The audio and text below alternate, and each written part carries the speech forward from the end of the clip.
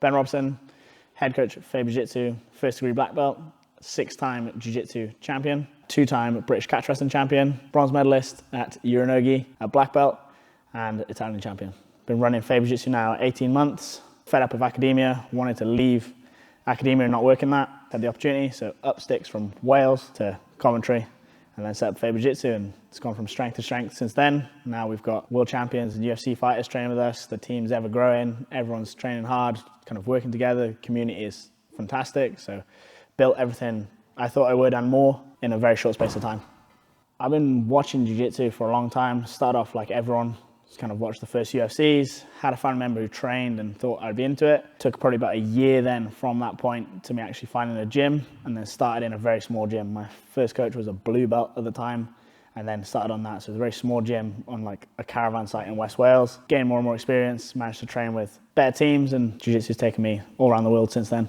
The thing for me is just you can't complete it. It's like an ever-evolving thing. The gi changes some things, no gi changes something, the sport changes, there's new things that emerge. So it's just, it's impossible to complete it. And the fact that it doesn't matter how bad a day I've had, like I come in and have fun with jiu-jitsu. It's just that constant problem solving. I think that academic background drew me to jiu-jitsu, just having that mindset of just what's the next problem, how can I solve it, and longing for knowledge and the impossible completion. So my coaching background comes from like an S&C sports science background. So taking different kind of coaching pedagogy approaches and trying to apply that to jiu-jitsu. So some constraints-led stuff, some of the traditional drilling, being almost a dictator with the fundamentals, but then a libertarian with the advanced techniques, and letting people expand from that, and trying to play off the idea, taking someone from a complete beginner to elite in a short space of time is something that really kind of interests me. Other places will do constraints-led, other people do the traditional techniques, some people have a curriculum, but it doesn't fit everyone. So you see people jump in and out of gyms, whereas here we cross the timetable, have different coaching methods in different classes that give everyone a sprinkle of each different coaching method, which means they can get the best out of it. Some suit some people better, some methods suit others better.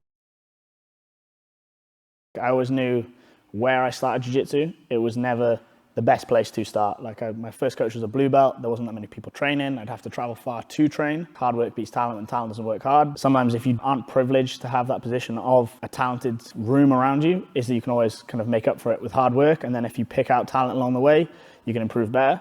So for me, training has always been about that kind of hard work approach. I always say like, no one cares, work harder.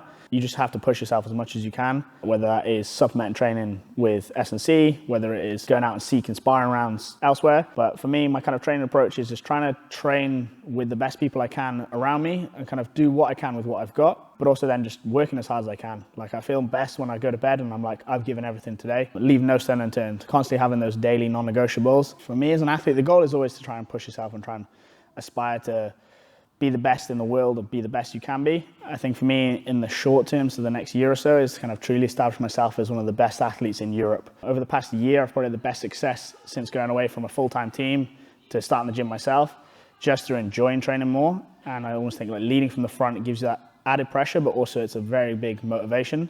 The next year or so, I want to continue that kind of success on, establish myself as the best athlete in Europe. Moving up a weight class means I get to challenge myself against new opponents. Short-term goals, I kind of want to keep with the wrestling and the catch wrestling and show people that you can train in multiple grappling arts and still succeed. And then in Jiu-Jitsu, it's kind of looking at the Abu Dhabi World Pro in November, European no-gi, and then trying to get to the States then for some Pan Am no-gi, World no-gi towards the end of the year. And then early next year is trying to pursue the gi a little bit more, showcase myself as the best athlete, both gi and no-gi, and show that in Europe we can do both. Faber in the next year, we're going to explode. I almost have this deluded dream. It's hard to relay to people when you can see it, but others can't. But in the past 6 months, we've grown exponentially, and I can only see that continuing. So I want the team to grow, have success as athletes, but also just as the best place in the Midlands, the UK, to train. So through coaching methods, through the people we have, through the atmosphere we create, smart training, hard work, and also great atmosphere, I think we're just going to thrive. So we have great athletes with Melissa in the UFC, a lot of kind of jiu-jitsu athletes pursuing their own things. I think as a team, we're going to go on to win team trophies in local, regional, national tournaments. I think we're just going to grow as the place to be for grappling arts in the Midlands. Nothing else lights a fire on my belly like pursuing being an athlete or a coach. Like when I was in academia, I was doing it, I enjoyed it, but it was never something that I'd wake up and I'm super excited to do. I had projects I was interested in, but it's not the same as when I wake up and I get to train. I'm out of bed, I'm ready to go. And that kind of pursuit going forward with it. So I'm blessed to have the parents I have. They've supported me massively. They always told me, as long as you've got a fallback, we don't mind. But having that kind of outlet of being able to go and chase my dreams, and even dreams they don't even understand, not anyone else other than myself understands.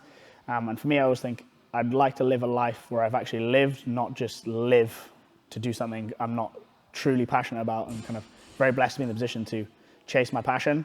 Pursuit of constant evolution of myself, mentally, physically, as a coach, as an athlete, it's just something that interests me. I think there's always a stone that you can overturn and kind of learn something new. And that's the bit that keeps me going, is that kind of constant pursuit for knowledge and furthering myself. So when I'm on my deathbed, I go, I did all I could.